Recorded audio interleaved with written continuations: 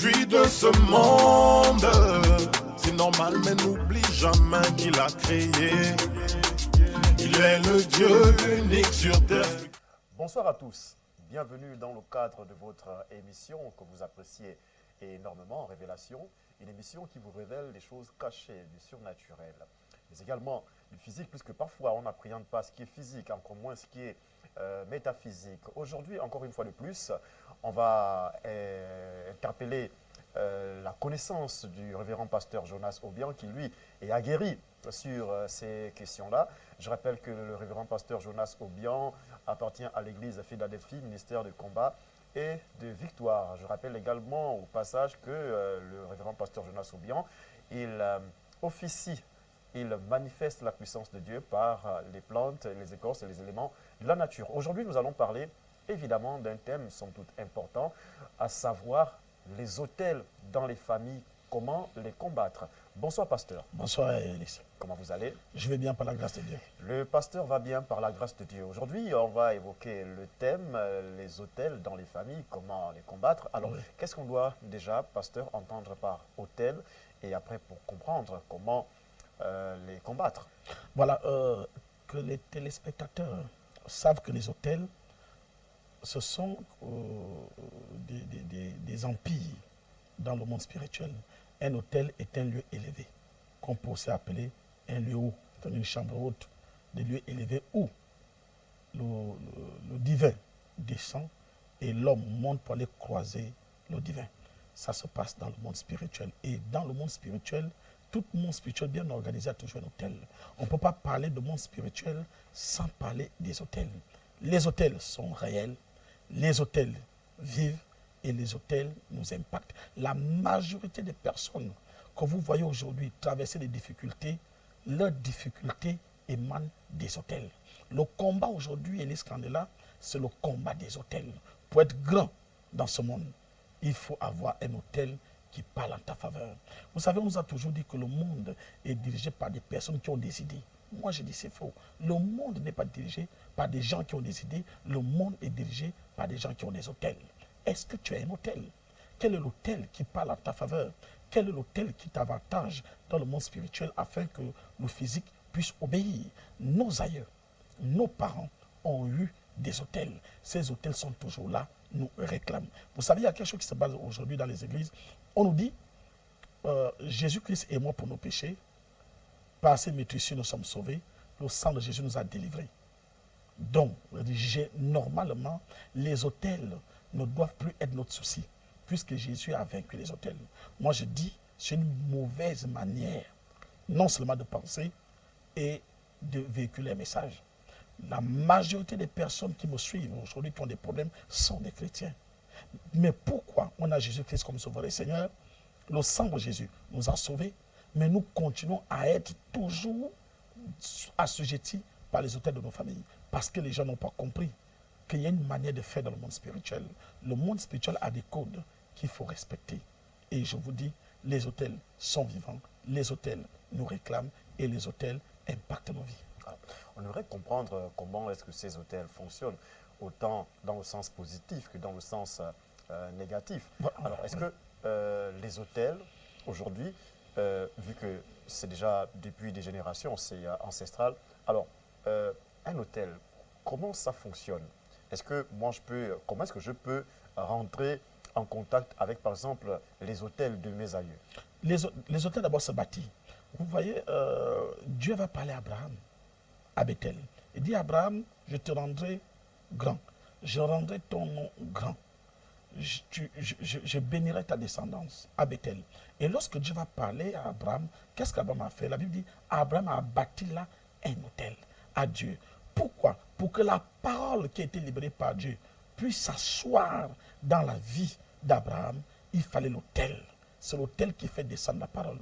Nos aïeux l'ont très bien compris, les sorciers l'ont très bien compris. Beaucoup de personnes qui sont dans le monde spirituel le comprennent tellement bien. Dans nos villages, nous avons toujours eu des hôtels. Des hôtels, un endroit où, lorsqu'un enfant naît, on vous amène là-bas, on va vous laver là-bas, on va parler aux ancêtres là-bas, on vous présente à l'hôtel. Donc, vous faites partie de cet hôtel parce que vous faites partie de cette famille. Maintenant, malheureusement, aujourd'hui, ces hôtels réclament. Ces hôtels demandent parce qu'elles sont spirituelles. Donc, il y a des familles où on a bâti un hôtel et cet hôtel réclame, par exemple, le mariage. Donc, vous voyez des personnes qui n'arrivent pas à se marier, malgré, si c'est des jeunes filles, malgré leur beauté, le mariage devient un problème. Parce que l'hôtel auquel leurs aïeux avaient bâti avait une réclamation, le mariage. D'autres encore, l'hôtel peut réclamer après la fécondité. D'autres encore, l'hôtel peut réclamer le travail. Donc, vous voyez, il y a beaucoup de choses. La majorité des problèmes que nous traversons, que je veux dire aux téléspectateurs et à vous, les scandales, viennent des hôtels. Le combat d'aujourd'hui est un combat d'hôtel. Moi, je suis sidéré de voir qu'à l'église, lorsqu'une personne vient se présenter en disant « j'ai des problèmes dans ma vie, je n'arrive pas à me marier, je dépose des dossiers partout, je n'arrive pas à travailler, malgré mon dépôt intellectuel, malgré mes capacités physiques que j'ai, je n'arrive pas à trouver un emploi fiable. Des personnes mieux qualifiées que moi travaillent. Et lorsque vous arrivez à l'église, on vous dit jeûne de prière, on vous dit démon sort, veillée de prière. Les hôtels ne se brisent pas par des veillées de prière. Les hôtels ne se brisent pas seulement par la prière. Il y a une manière de faire pour briser l'hôtel qui réclame l'épanouissement de ta vie spirituelle aujourd'hui. D'accord. On fait vite la constatation dans notre pays et peut-être aussi sous d'autres cieux. Alors, il y a des situations dans certaines familles, vous verrez, tous les enfants issus de cette famille, personne n'évolue, personne n'a rien.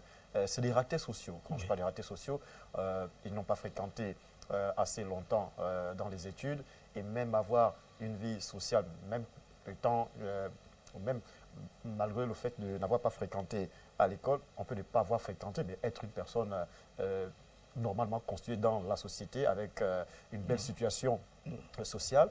Mais là, vous allez voir, non seulement l'école, on ne l'a pas faite, mais également sur le plan social, tous les enfants sont perdus. Et on va également retrouver dans notre famille où tous les enfants ont fait l'école, ils ont des belles situations sociales, des beaux emplois. Alors, est-ce que là, on peut considérer qu'il y a un hôtel bâti positivement du point de vue de ceux qui ont fréquenté au niveau scolaire, mais également ayant eu des bons emplois et des belles vies sociales. Et l'autre côté, un hôtel, fût-il négatif, avec des personnes qui n'évoluent pas. Et même bien même que ces personnes-là, parfois, vont dans les églises, restent dans les églises, mais toujours ne trouvent pas la vie sociale espérée par ces personnes. Oui, parce que justement, l'Église refuse d'accepter la réalité des hôtels. On en parle même dans les églises, mais trouver une solution devient impossible. Même le pasteur qui prêche sur les hôtels, qui explique sur les hôtels, n'arrive pas à trouver une solution sur les hôtels. Vous savez, je vous dis une chose, les scandales. Lorsqu'un hôtel ne vous apporte pas, il faut le détruire. Lorsqu'un hôtel ne vous avantage pas, il faut le détruire. Parce que si vous ne le détruisez pas, cet hôtel continuera toujours à vous réclamer. Mais ça s'appelait, oui, pasteur, laissez-moi vous interrompre. Oui. Ça s'appelait à celui qui a bâti l'hôtel. Sauf que ceux qui vivent les manifestations de l'hôtel bâti, je comprends. Malheureusement, eux, ils ne savent pas ce qui se passe. Et Voilà. comment d'ailleurs comprendre que là, on est sous l'effet d'un hôtel? Mais c'est un constat. Regardez un peu ce qui va se passer dans la Bible. Moi, je reviens toujours dans la Bible avec Josué. Dieu veut utiliser Josué. Dieu veut que Josué remplace Moïse. Mais Josué a un problème. Les autels de la maison de son père sont derrière lui, le réclament. À cet état, Dieu ne peut pas l'utiliser. Qu'est-ce que Dieu dit à Josué? Repars dans la maison de ton père, détruis les autels maléfiques qui ont été bâtis. Et après, tu viens bâtir mon hôtel et je vais t'utiliser. Donc, il y a beaucoup de personnes aujourd'hui qui sont dans des familles dont les hôtels réclament. Et tant que ces hôtels leur réclament, rien ne peut marcher dans leur vie. Vous pouvez être nommé, vous pouvez voyager, vous pouvez même rentrer dans le foyer, mais il y a l'hôtel qui réclame. L'hôtel viendra toujours te réclamer. Donc, il faut que cet hôtel soit détruit. Parce qu'il y a un combat aujourd'hui qui est le combat des hôtels. Tant que l'hôtel qui a été bâti dans votre famille, qui ne vous rapporte pas, continue à réclamer, votre vie ne sera jamais épanouie. Et il y a une manière de détruire un hôtel. Un hôtel ne se détruit pas seulement par la prière. Comment est-ce qu'on détruit un hôtel, pasteur? Je ne vais pas l'expliquer ici. J'appelle les téléspectateurs, ceux qui aiment bien cette émission et qui savent que ce que j'ai dit est vrai. Aujourd'hui, tu constates que ta vie n'avance pas. Que ça soit dans le plan spirituel, que ça soit dans le plan physique. Le mariage n'y est pas. Tu n'arrives pas à féconder. Sache que ton nom est sur un hôtel et c'est toi qui payes le prix de l'hôtel. Vous savez, Élise Kandela, les hôtels ont été érigés dans nos familles pour nous donner quelque chose et réclamer. Parce que ce ne sont pas des hôtels de Dieu. Ça ne vient pas de Dieu. Donc, ça vous donne et après, ça réclame. Je prends un exemple. Vous avez un grand-père qui était un bon chasseur, qui bâtit un hôtel et qui dit « Je dois être le meilleur chasseur du village ». À partir de là, il est dans un autre monde, dans une autre sphère, dans une autre dimension quand il bâtit l'hôtel. Et quand il bâtit l'hôtel, il faut un contrat. Le contrat, c'est quoi? La 10e génération, leur vie ne marchera pas. Ok, d'accord, on signe le contrat. Mais vous qui naissez de la 10e génération, vous allez vous battre, vous allez tout faire pour vous en sortir, mais vous constatez que ça ne marche pas. Vous l'avez si bien dit tout à l'heure. Comment comprendre que aujourd'hui, ma vie est peut-être bloquée par un hôtel? Vous allez constater que dans votre famille, vous vivez les mêmes problèmes. Vous vivez les mêmes situations. Ou encore, dans cette famille, il y a un ventre.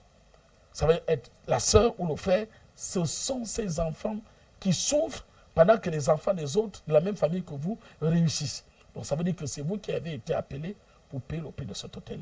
Il faut se lever. Il faut le détruire. Parce que cet hôtel ne vous avantage pas. Mais vous savez que, pasteur, c'est compliqué. Je vous prendrai par exemple, un exemple. On vous a administré par exemple des somnifères. Oui. Si la dose administrée dans votre organisme n'est pas encore arrivée à son terme, vous ne pouvez pas vous réveiller. C'est pareil que lorsque vous êtes dans cet état-là, votre nom est quelque part, vous ne comprenez rien, mais ça a été fait pour que vous ne compreniez rien et que vous n'agissiez pas. Ce sera compliqué pour vous de le faire, sauf si quelqu'un vient vous sortir de la situation dans laquelle vous êtes. Pour que quelqu'un vous sorte de la situation, on peut tout faire sur vous. Vous-même, à un moment donné, l'être humain a la capacité. L'homme a la capacité de s'asseoir et de se dire, on peut s'interroger. ma vie n'avance pas. On comprend bien. Oui. Chacun sait et comprend que sa vie ne progresse pas, sa vie n'avance pas, sa vie est misérable, d'accord? Oui. Sauf que là où on l'a laissé, la personne ne peut pas se défendre. Donc elle peut se poser des questions, ne trouve pas de réponses. Oui, elle peut se poser des questions et ne pas trouver des réponses, mais elle peut se lever pour dire tout, c'est tout, il faut que ma vie change. Vous savez, la Bible nous dit que le royaume des cieux appartient aux violents. C'est ceux qui font violence qui y rentrent. Autant que nous sortons des familles avec des hôtels. Parce que nous sommes des Africains et des Bantous. Ces hôtels nous limitaient. Mais qu'est-ce qu'on en a fait? On s'est levé. Parce qu'on s'est dit, il faut que ça change. Et voilà l'opportunité que je donne aux téléspectateurs aujourd'hui en leur disant, il faut que ça change. Ce n'est pas l'effet d'être à l'église. Ce n'est pas l'effet d'être à côté du pasteur. Ce n'est pas l'effet de chanter ou même d'être pasteur qui va te délivrer des hôtels de ta famille. Élise Kandela, je vous parle un peu du mariage aujourd'hui. On fait un constat qu'aujourd'hui, le mariage, comment dirais-je, la vie matrimoniale ne réussit plus. On n'arrive plus à se marier. Se marier aujourd'hui devient un problème. Et même quand on se marie, on n'arrive plus à supporter le mariage. On se donne, mais il y a des échecs au niveau du mariage. Qu'est-ce qui se passe? Mais parce qu'il y a des hôtels, les gens n'ont pas encore compris quelque chose. Comment nos aïeux faisaient pour que le mariage dure? Comment nos aïeux faisaient? Vous voyez une grand-mère qui a connu que son mari toute sa vie, qui a fait 10 ans, 20 ans, 50 ans. Ça, on n'en est pas sûr. Hein? Non, écoutez, 60 ans dans un foyer.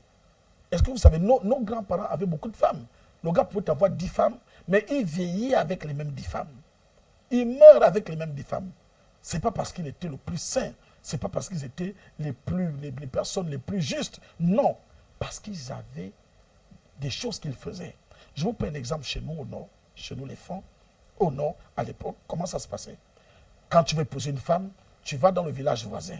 Au village voisin, tu vas trouver une petite que tu dragues, vous fréquentez, et puis un bon soir, tu arrives, tu dis, je suis venu te prendre. Les femmes qui me suivent, on appelle ça chez nous, Akamobom, Mwezaobomon. Donc, je suis venu te prendre, je t'amène déjà au village. Prends juste tes petits effets. Et la fille prend juste tes petits effets, la nuit, vous arrivez au village. Quand vous arrivez au village, la première personne à qui tu vas annoncer que tu as amené une femme, c'est ta mère. Ah, maman, j'ai amené une femme, moi, soyez un bon. Et comment ça se passe? La maman va se lever, va appeler les anciennes femmes, les doyennes du village, qui sont celles-là qui gardent les hôtels du village. La nuit, la nouvelle va se repentir. À 5 heures du matin, tout de suite, il y a réunion, et puis on entend des cris de joie. Ou bien soyez en bombe. le monde arrive, et il y a des chansons qu'on commence à chanter. Vous voyez,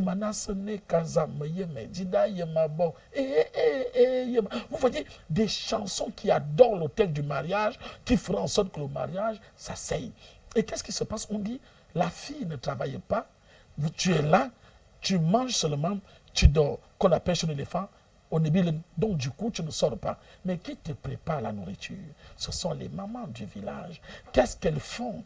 Qu'est-ce qu'elles disent, cette nourriture, avant de venir te la donner pour que tu la manges? Tu ne sais pas. Ce sont des paroles déclarées sur un hôtel. Quand on les prépare, on vient te donner, tu manges. Ils savent qu'une semaine après, tes parents viendront réclamer. Et quand les parents arrivent, on coupe un coq, on coupe une poule, un mouton, on donne une petite somme d'argent, les parents repartent. Vous voyez, il y a tout un rituel autour. Et le mariage est assis. Une fois que la fille rentre dans le foyer, elle ne sort plus jamais. Pourquoi aujourd'hui, nous avons des échecs au niveau des relations amoureuses? Je connais des femmes, Élise Kandela, il y a des gens qui ont fait sortir des bouquets. Comment devenir une bonne femme pour son mari. Beaucoup de femmes ont lu ces bouquets. Beaucoup de femmes ont lu ces livres. Comment devenir une femme soumise. À l'église, on a prêché la femme soumise. Il y a des femmes qui ont pratiqué la soumission, sont devenues si vous me le permettez, sont devenues des stars de films pornographiques dans le foyer pour satisfaire leur mari. Mais tout au coup, le mari finit par partir. Parce que ta relation, ton mariage n'est pas assis. Il y a des hôtels qui sont érigés pour faire asseoir un foyer. Les hôtels, mesdames, messieurs, on en parle avec le révérend pasteur Jonas Obiang. Et si vous sentez que vous avez une situation compliquée, difficile, posez-vous la question et essayez d'avoir le bon contact. Le contact s'affiche au bas de l'écran. Vous rentrez en contact avec le révérend pasteur Jonas Obiang, vous venez le rencontrer. Et comme on dit souvent, on rencontre quand même l'homme de Dieu avec une offrande. On ne va pas chez l'homme de Dieu les mains vides. Rassurez-vous, c'est rien du tout, c'est sans froid, rien. C'est juste une offrande pour rencontrer l'homme de Dieu. Un peu comme quand vous partez à l'hôpital, hein, vous arrivez, oui, petite consultation, oui, voilà, oui, c'est tout. Donc, juste une offrande pour le pasteur.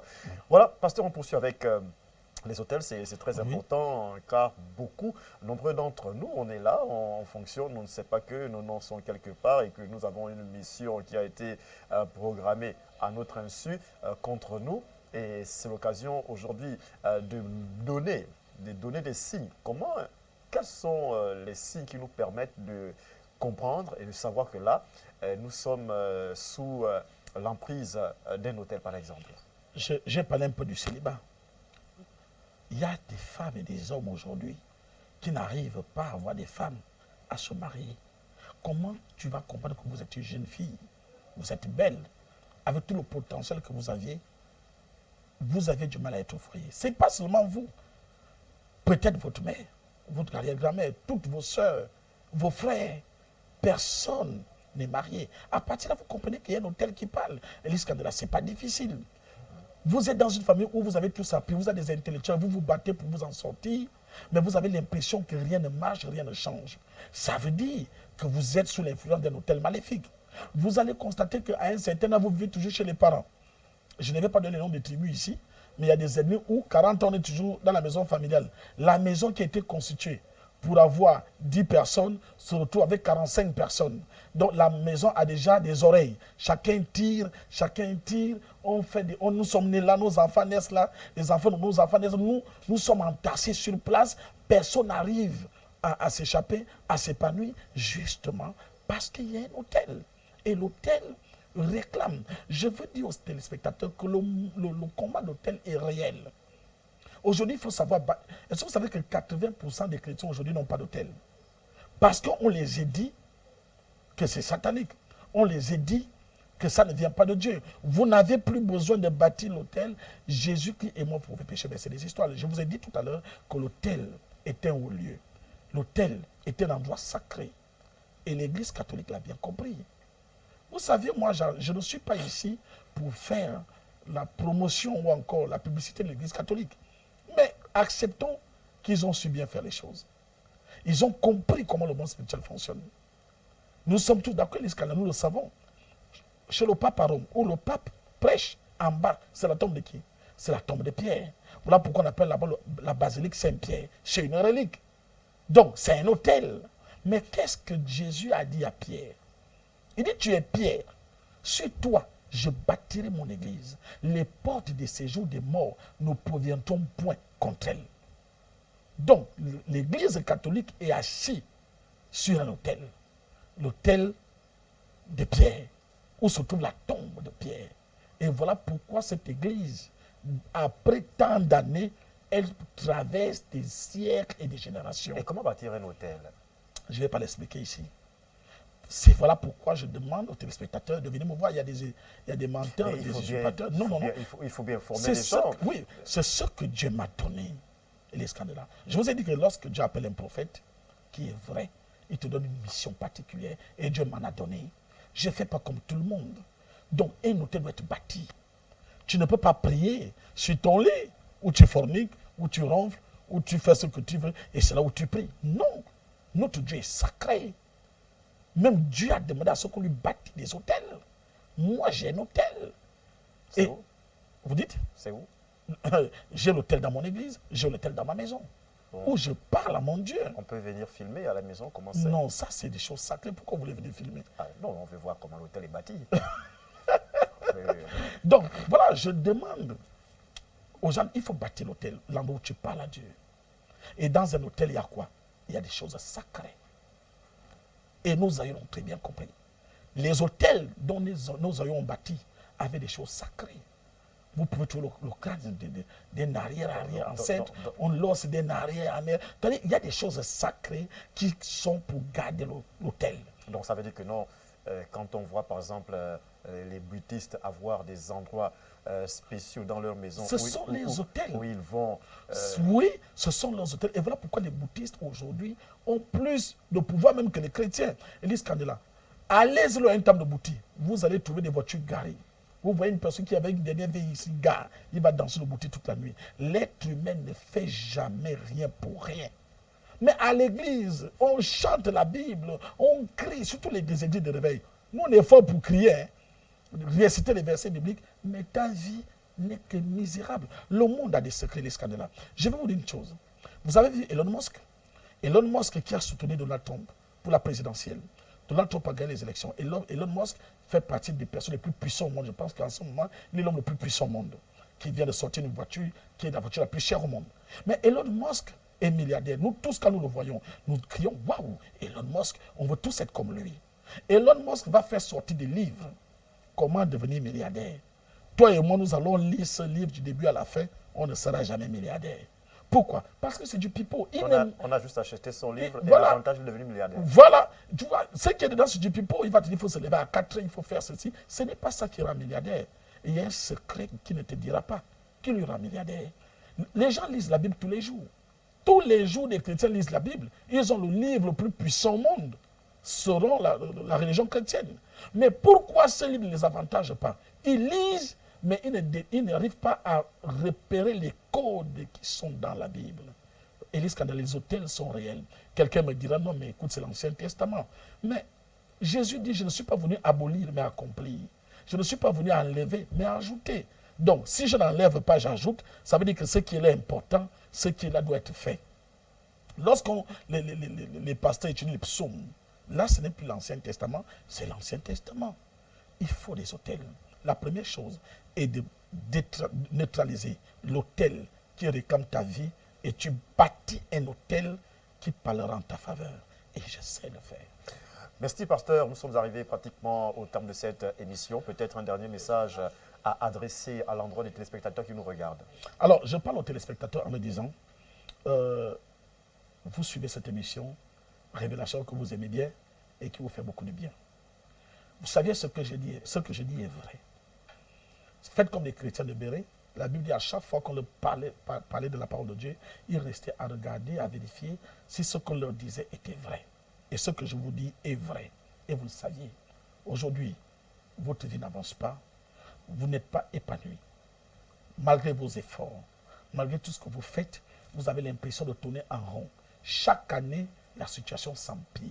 Au lieu que les choses avancent, les choses semblent reculer. Nous rentrons déjà en 2025. Depuis 2020 à 2024, tu as vécu les mêmes choses, même étant à l'église, même étant chez les bouddhistes. Maintenant, Dieu te donne l'occasion que 2025 ne sois pas comme 2024. Viens et tu vas voir comment Jésus agit autrement. Appelez au numéro qui s'affiche en bas de l'écran et vous allez vivre la gloire de Dieu. Merci pasteur, merci à vous chers téléspectateurs. C'était l'émission Révélation en son énième numéro. Nous nous retrouverons très prochainement. Bonne soirée à tous. Je suis le révérend Jonas Eba Obiang, leader des églises de Philadelphie, des églises de combat et de victoire. Nous guérissons par les plantes les éléments de la nature. Nous allons vous montrer Jésus autrement. Et nous avons culte mercredi et les vendredis à partir de 17h. Et les dimanches, nous avons culte à partir de 8h30. Venez et vous allez voir Jésus se manifester autrement, différemment. Nous sommes situés à Kédivine, en face de la clinique 5 Palmiers. Une fois que vous êtes là, appelez au numéro qui s'affiche en bas de l'écran. Dieu vous bénisse.